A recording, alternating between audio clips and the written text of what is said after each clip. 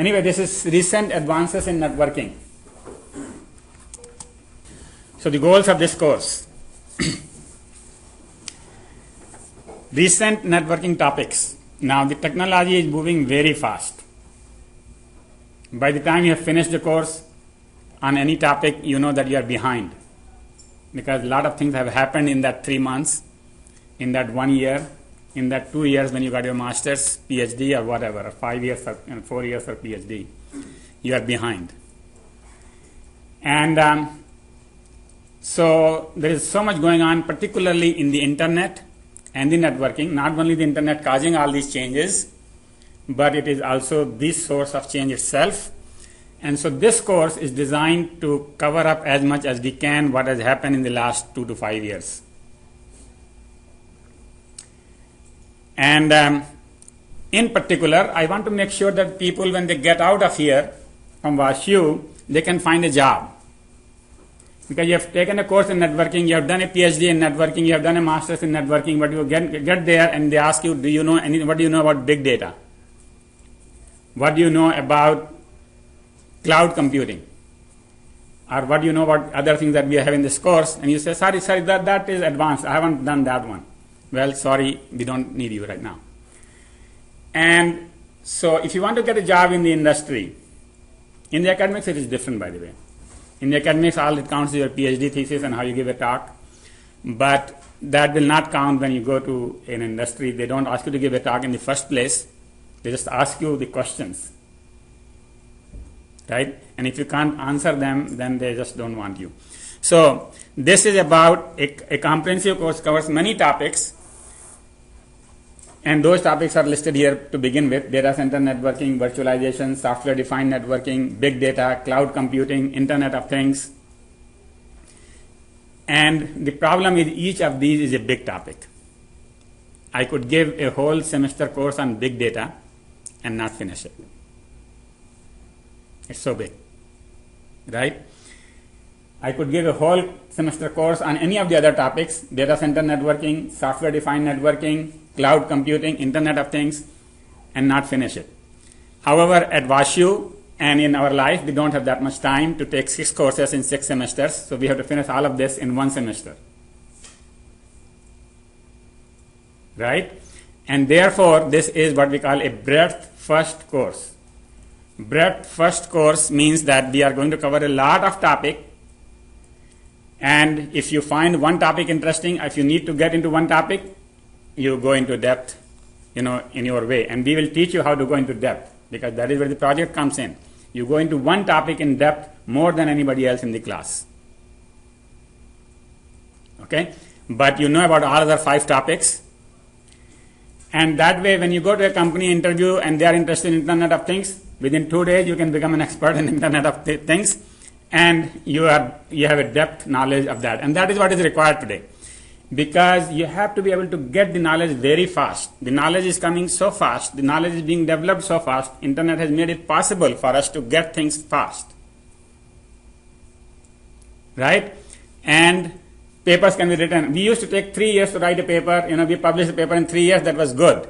Today, you write 3 papers in a year, maybe 30 papers in a year. It's so easy. There are hundreds of journals, hundreds of things. All you have to do is have a website and you have a journal. Right? And you are writing papers and they are published on the website. There is no paper involved. It's free for them. It's just, you pay them $500 and you're done. And so the knowledge is coming so fast at us that we really have to be able to get it fast as well. The brains are not becoming any faster at the Moore's law. Right? So we have to get it faster. And that's what this is. This is breadth first. Now, since this is a graduate course, I want to make sure that you do a graduate level work, which means you have to do a lot of reading. By the way, there are no books really on these topics, many of these topics. Actually, there are books, to be fair about it, but the books are, by the time they're written, by the time they come into your hand, they're 3 years old information. And a lot has happened in those 3 years. The latest book, you pick up the book, which is dated 2013, it has information which is dated 2010. And in 2013, the industry is working on totally different topics. Here in the university, we are still teaching the same. All right? We don't move as fast as the industry does. Believe it or not, this is true. We can't, because we have to wait for the books to come in. And so that is what this course is about, is not having the books and being able to get the information as we can. So there is a project. First of all, because of the internet, we don't do anything physically anymore. Everything is virtual. Right? You want to go to office, you don't go office physically, you just work from home, and that is your virtual office. You want to go to shopping, I don't go shopping at all, but I buy a lot of stuff, all from Amazon and other places, sitting at home, virtual shopping. Entertainment, whatever you want to watch, whether it is a movie or anything else, it's all there on your computer, at your place, wherever you are. You don't have to go to the theater. Education, this course, you are here physically, but you really don't have to be.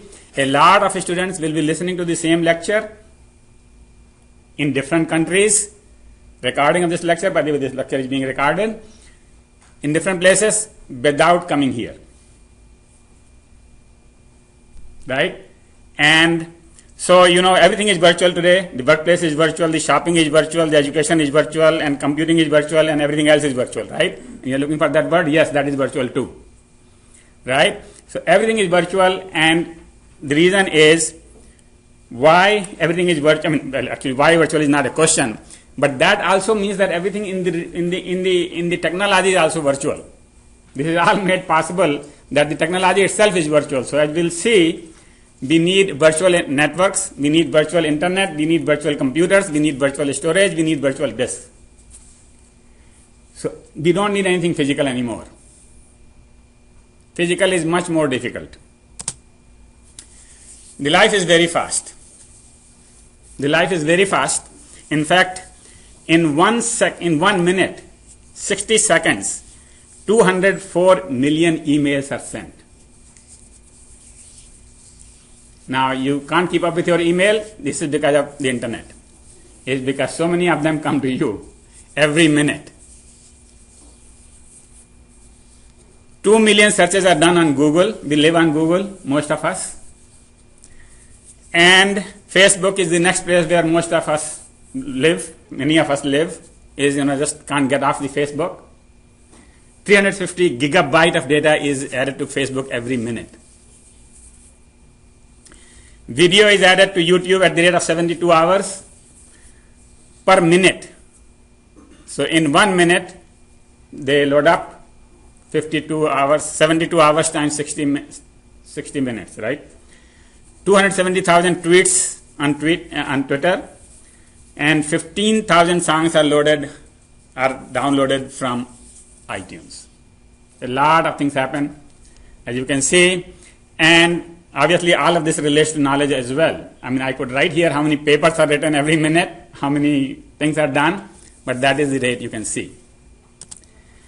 And obviously, the reason for all this is that everything is becoming fast. Everything is becoming fast. Today, you all know Moore's law, right? I don't have to tell you Moore's law, right? If you are in computer science, you have heard of the Moore's law, Gordon Moore.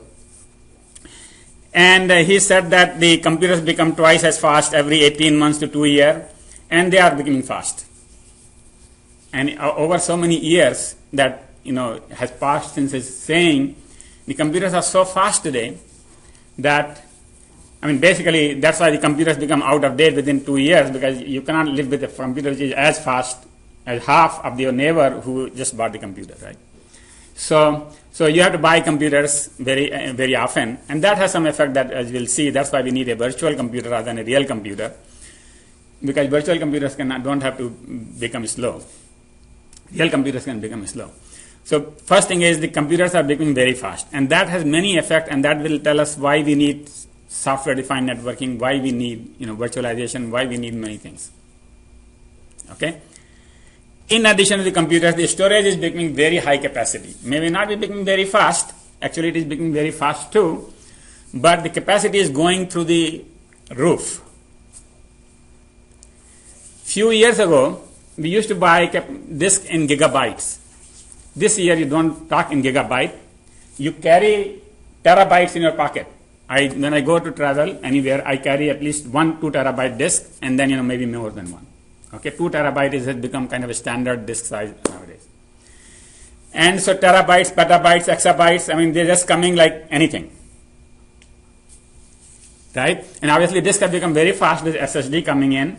And so we don't measure the capacity of the disk by how many kilobytes per second, how many megabytes per second. Now they are talking about 500 megabytes per second write speed. Now turn that into bits, and then you will see 500 megabytes. And multiply by 8, you get 4 gigabits per second write speed. All right. And there are 2 events that I want to point out that have changed the life of the computer networking people. One is which happened on August 25th, 2006. What happened on that day? Amazon announced EC2. So what is EC2? EC2 is Elastic Cloud,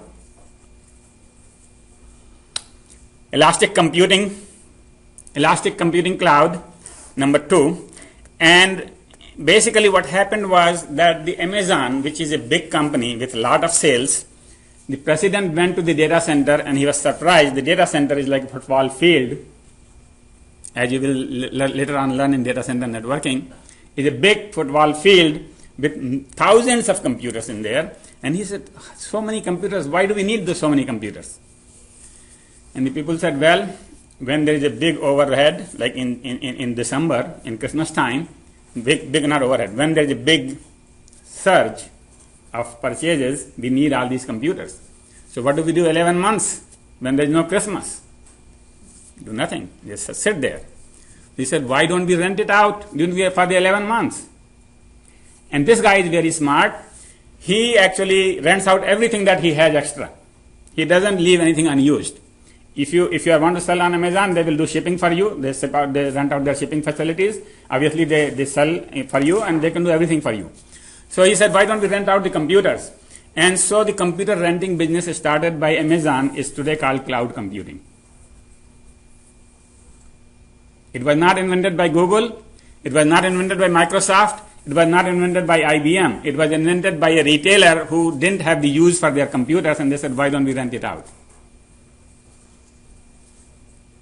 All right, and cloud computing has changed the world today. Everybody is in cloud computing business. Every company is using clouds. Every company that is in the networking business or computing business is selling clouds. Second thing that changed the world is June 29, 2007, when Apple announced iPhone. We had lots of smartphones before iPhone, by the way. I had smartphones for years, but they were not really smart by today's standard.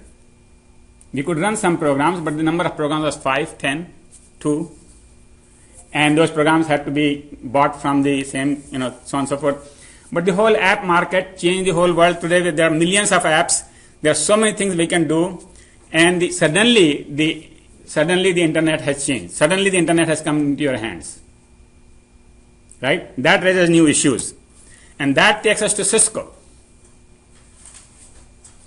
Cisco is a big networking company and they keep track of what is going on in the real world very closely. Every year they publish what they call VNI, Visual Networking Index. Every year. So the VNI for 2013 has this list, which I took. Actually, this is very small part of that big report. You can download it. By the way, every slide has, and most of the slides have references on the bottom. And so the URLs are there, so you can go and yourself look up more, and you have to go and look up more because I can't cover everything in the 1 hour and a half that I have. So I give you the key, and then you can find out more. So Cisco VNI. In 2012, just the mobile data traffic was 885 what they call petabytes. And since we can't remember really peta, we haven't used it that much, I put 10 raised to 15 there, just to make it easy for you. Okay? 885 petabytes. And which was 12 times that was in 2000, and it will be now 10 exabyte in 2017. Exa is 10 raised to 18. out of that, it turns out most of that traffic is video. A lot of us are doing FaceTime. No, actually a lot of doing, a lot of watching movie, Netflix or whatever right on our phone. Or YouTube for that matter. 51%. So more than half of the traffic is video. That shows you some trends, because now if most of the traffic is video, the networking people have to get started in business of, making better videos. Better video traffic transmission. A smartphone generates 50 times the traffic of a basic phone and will be 2.7 gigabyte per month per phone. Now, right now, when I use my phone, my bill comes out 200 megabyte. My son's comes out 4 gigabyte, by the way. But that is what will be for everybody in 2017. 2.7 gigabyte per month per phone. 4G connection generates, so the more you get, more you use. 4G connection generate 19 times the traffic of a non-4G. So everything else, like 3G and 2G and whatnot, they generate 19 times. 4G generates item. And Android generates more than iPhone. Now, iPhone was the one that really started this whole thing, but now it has gotten behind. There are more Android phones, obviously, as you know. And per Android phone, there is more traffic. Per Android phone. It's not the total Android phone traffic. Because there are more applications, maybe. And the number of users is 3.6 billion, will be 3.6 billion. Now, the world population is total 6 billion or something like that, or 4 to 6 billion somewhere. So, 3.6 billion internet users in 2017. And every user will have lots of devices. So, I right now, for example, have 2 computers, 1 phone, 3 right here, and maybe if you go to my office, it will be in 10. Go to my home, there will be 10 more.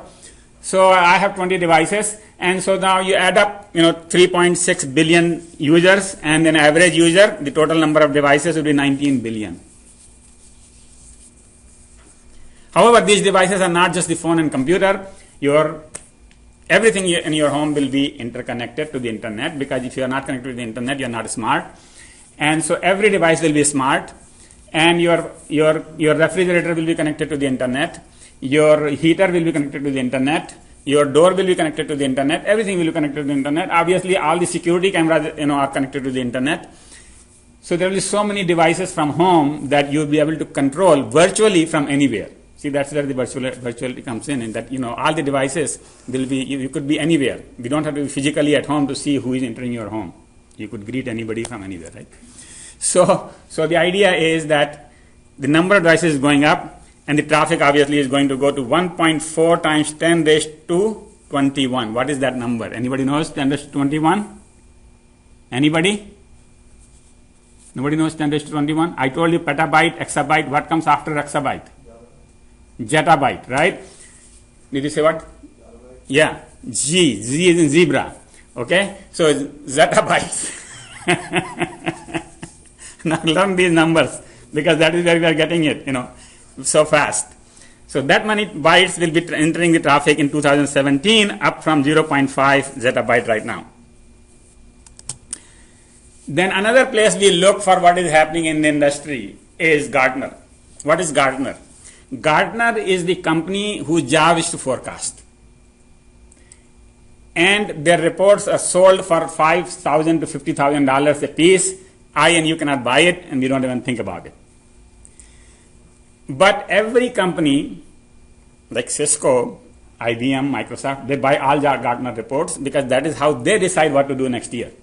Right? If Gartner tells them that the traffic will go up, this and that, and so on and so forth, they just decide what to do for that traffic. And so Gartner has a very famous hype cycle. Has several stages. These stages are given here in the bottom. Innovation trigger. This is where the technology is just coming into the world. These are the technologies just coming into the world. Once they take shape, then they start rising very fast. They go to the peak. Everybody loves them. And then it's like a wedding, wedding. Everybody, this is the pre-wedding time. Everybody loves the other person. And then the wedding happens, and then they don't love anymore.